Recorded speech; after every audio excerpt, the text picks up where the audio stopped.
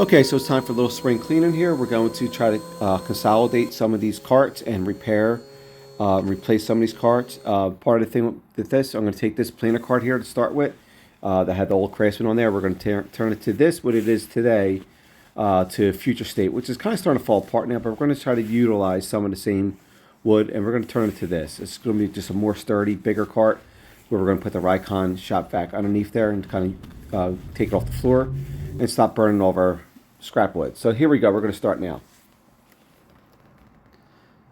So the first thing I'm going to do, we're going to start with the wall. I'm going to be using I have a ton of old 1/4 inch plywood, and we're just going to do a faux shiplap.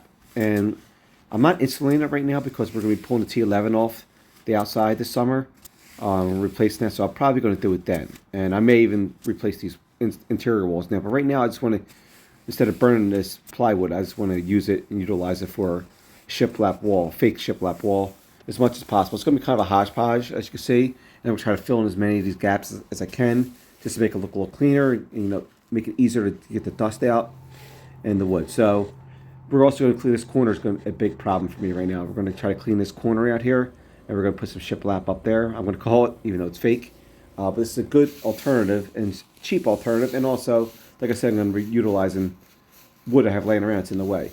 So we're going to start with the planer cart here. So let's get that started now. Okay, so first we're going to start with the planer stand here. So the only lumber I really had to buy for all these projects, for the most part, is going to be these 4x4s. I like to use big legs for a sturdy base. And we're going to use 2x4s for the frame pieces. And we're going to be using pocket holes and glue.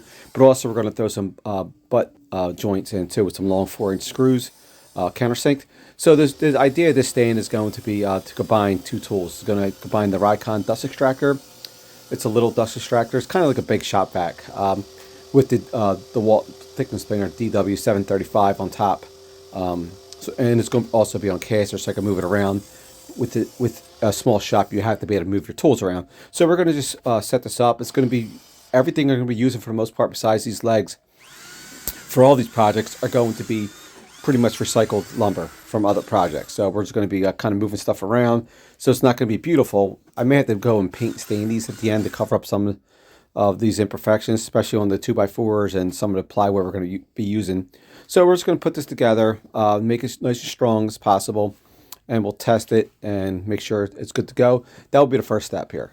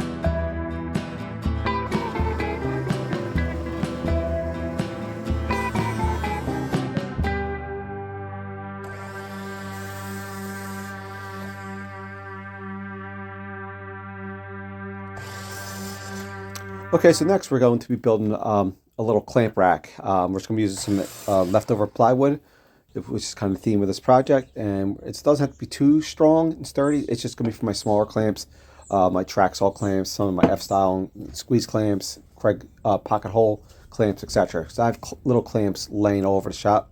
I just want to kind of get them in one spot for the most part. That's all this is going to be. It's going to be a nice, simple clamp. Just we're going to screw it into the studs, so it's going to be 16 inches on center for the two bases. I probably could have made it a little longer, maybe 32, but due to space, and obviously these clamps will all fit with no problem, especially these smaller clamps.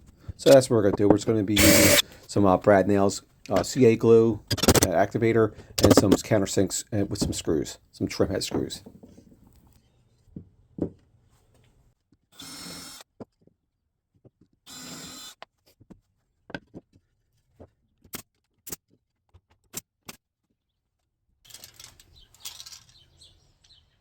16 on center.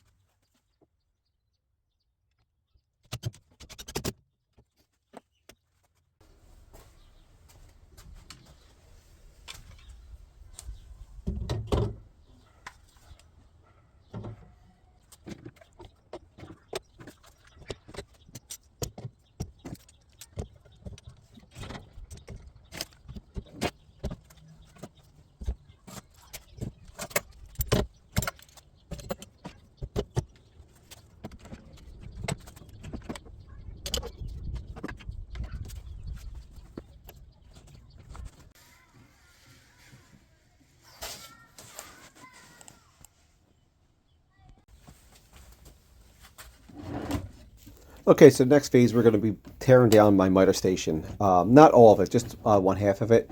So right now the existing miter station is about 3 feet long or wide, whatever you want to call it, and it's about, I want to say, about 26 inches deep. So we're gonna make it a little longer. We're gonna make it about just over 4 feet long in length, and we're gonna make it a little less deep. So we're going to make it about 20 inches deep. So we're going to cut about 6 inches off of the depth, which will give me more floor space in the shop, which I'm truly lacking right now, especially when I'm doing bigger projects, dining room tables. I need as much floor space as possible, especially when I'm storing stuff before I deliver.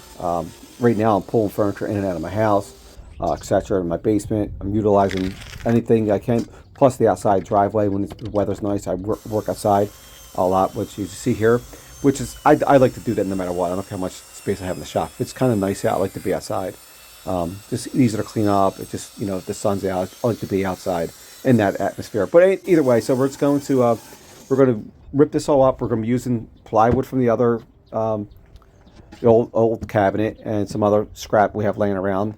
We're just going to be using butt joints for the most part with brad nails, glue, and we're going to do some countersink since you won't be able to see any of the joinery since it's all going to be outside and butt it up against the wall and not the other cabinets. So it's going to kind of be, everything will be hidden. Won't be beautiful, but it will be functional, and that's the idea of all this furniture I'm doing right now in this shop. It has to be just functional. I'm going to beat it up, and the nicer it is, probably the less I want to beat it up. So I'm a pretty busy shop, so I have to, it has to meet, function has to, trump looks and style. So that's what I'm doing here. I'm just going to put this together. We're going to put two dividers in the center. So we're going to have, I want to say about 7-inch drawers banked down the center. And we're going to have the outside, as you'll see in a couple minutes, we're going to be laying out for our Festool tools, because right now I have them just laying everywhere. We're also going to use the pocket holes for some of the lower and top stretchers in the backs and the front top. But yeah, so the idea of this is to get the Festool sustainers off the ground, and they're kind of scattered over the shop. So I kind of want to get them in order, and because I keep those tools inside the sustainers, since they're fairly expensive tools, I want to try to protect them as much as possible. So I keep them in the sustainers for that reason. So I need to be able to access them. So I'm going to put them on sliders, slider carts, or drawers, I guess you could call them, but they're just going to be kind of flat bases with the sustainers sitting inside them on rails. So that, I'm still deciding what kind of drawer slides I'm going to use, but that's the idea of this, to get these Festool tools, in one spot, where they're easily accessible, but also protected. So I know it's not great for dust, keeping dust out of everything, because there's going to be open bays essentially. But for my workflow, I think it hopefully will work out. If not, we'll change it in a year or so. So which it's a common thing with woodworkers or any kind of shop. People have their own shops. Is kind of rearranging and building and trying to get things where you want it to be. All right, so that's what we're gonna do. We're just gonna put this together. It's pretty simple. I'm keeping it basic. That's how I built these other ones in my shop, and they've lasted 5, 6, 7 years with no issues. We're just gonna try to clean these up a little bit to make them a little more space, but also a little longer, so it's easier to cut longer stock on the miter station.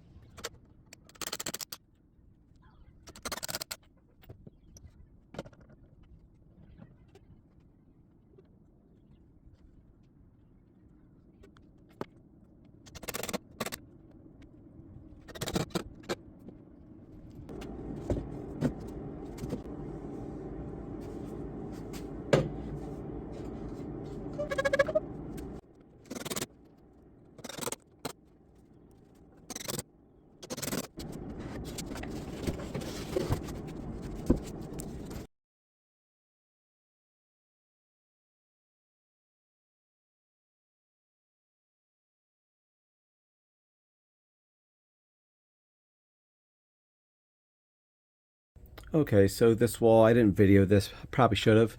I just made this little sanding storage box here with just some little dado slits with some little plywood pieces I could pull in and out like this. Pull the whole thing if I want, the whole shelf. Put it back in. And I made a router cart. Also used just one dado joint here and just put the middle bracket in just for a little strength with some glue and brad nails and a couple of countersink screws.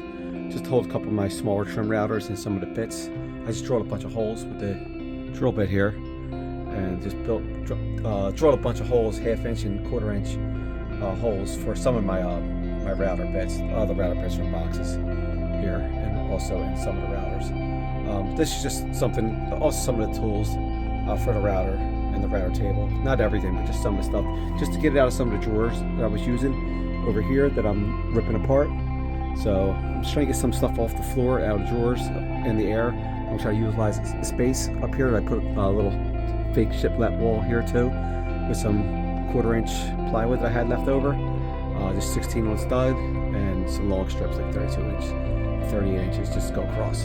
Just to stagger everything, go almost like a subway thing. And we're still working on the miter station here. We're starting to put drawers in, and we shortened that a little bit, so that will be part 2 and 3 if I go that long.